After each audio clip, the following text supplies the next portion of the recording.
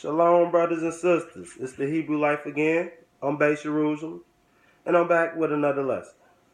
We're going to call this one Tithing in the 501c3 plan. In today's churches, you have a lot of reverends, pastors, and members who are in a system that they're unaware of. They're in a system of Christian and Baptist churches. Now, most people don't know most churches in America are state ran and government ran. And most churches are under a 501c3 plan that says they're tax exempt, saying that they can't talk about certain things within the church. They can't even speak on gay rights and gay policies. They can't tell you the true name of the Hamashiach Yeshua. This is why most of these churches have Christ in their name. An example, the Hebrew group, the IUIC, they're called Israel United in Christ. Even though they're Hebrews and they know that Jesus Christ is a pagan name, they continue to run with it and put it on their label as a church because they can't tell you Christ's real name is Yeshua HaMashiach. They can't tell you God's real name is Yah. They can't tell you his real name is Yahuwah. These are things that they must keep out of their teachings in these churches. They can't tell you that homosexuality is a sin punishable by death according to the Bible. These are things they can't tell you within the church because they're under a 501c3 plan. Now, this video I want to talk about tithes and how tithes is really food according to the scriptures. It's not money.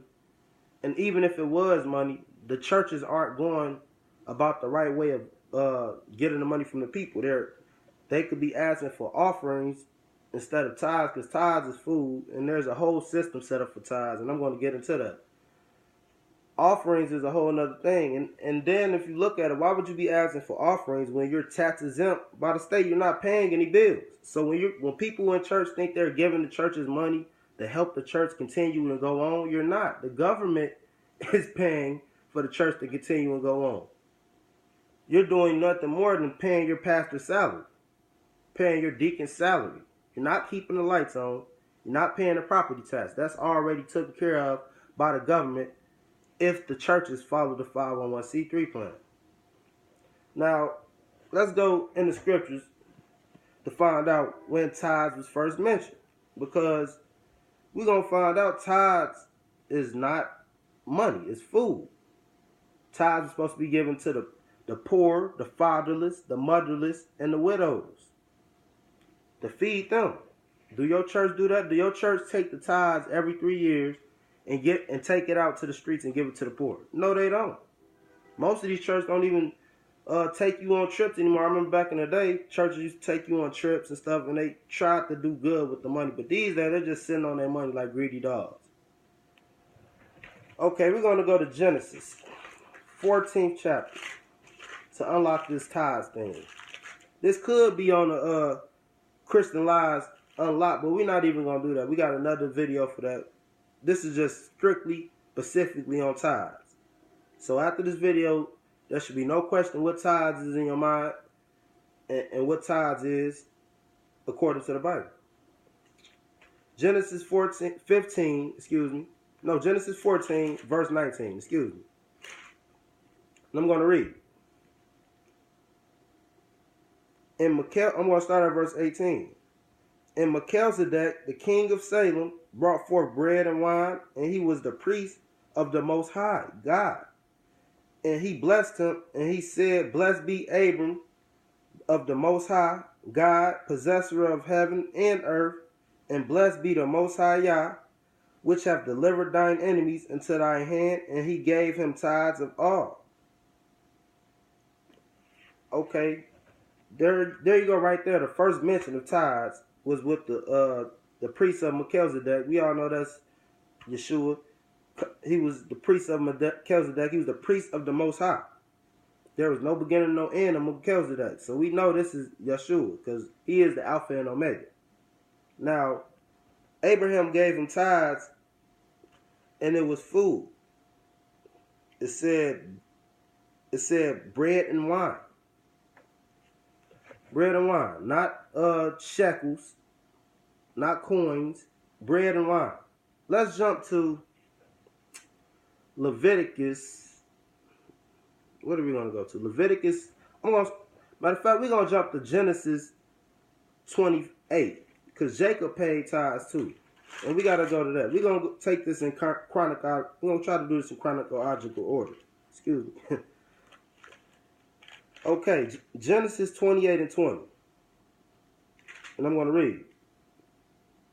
And Jacob vowed a vow, saying, if God will be with me and will keep me in this way that I go, and will give me bread to eat and raiment to put on, so that I come again to my father's house in peace, then shall the Lord be my God. And this stone which I have set for a pillar shall be God's house, and of all that thou shalt give me, and I will surely give the tenth unto thee. Now, when people say you got to pay a tenth and use this as tithes, a tenth is a tenth of all your belongings. It's not a tenth of your paycheck or a tenth of your wages for that week. A tenth is originally, if you look up the Hebrew definition in the Strong's for tenths, is tithes. So tenths is a tenth of a similar tithe to what you make your belongings. It's not how much you average that month or how much you average that week, and you give a tenth off of that. No, you're supposed to give a tenth to off of all of your belongings. Let's jump to Leviticus to unlock this tithe things, because these preachers and pastors are not even supposed to be touching the money if it's tithes. The tithes were originally given to the Levitical priesthood, to the Levites, because they had no inheritance with the Most High. We were supposed to give to them. But these days, these people call themselves priests and preachers, and they're not even from the tribe of Levi and collecting tithes. They claim they don't believe in the Old Testament, but tithes come from the Old Testament. You're confusing people. This is one of the reasons why people stop going to church. I even seen videos of people who couldn't provide the tithes, and the church banned them from coming because they couldn't provide the tithes. Many people have this problem when they go to church because they really don't have any money from the get-go, and then they have to go to church and they have to they keep passing the collection plate around more than once, scraping, playing their little song to get everybody in the mood to pass the collection plate around. And this is you're not supposed to put money in there. You're supposed to be putting food in there. Bread, canned foods, wherever could feed the poor. But it's not supposed to be your money.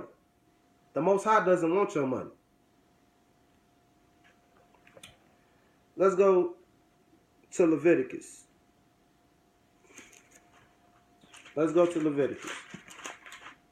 Leviticus 27. The Most High doesn't want your money. He wants your time, and he wants you to follow his commandments. He wants your obedience. He doesn't want your money. People think they could buy God these days. People tell, the preachers, the pastors tell people, if they don't have money, if they don't have a car in the house, the Most High isn't blessing them. And that's a lie, because our people, if you're Israel, you're going to go through some hard times. You're going to go through some hard times, even if the Most High is with you, because he's going to try your spirit to see if your spirit is stuck on the fleshly and the carnally things, or is it stuck on the spirit? Leviticus 27:30. And I'm going to read.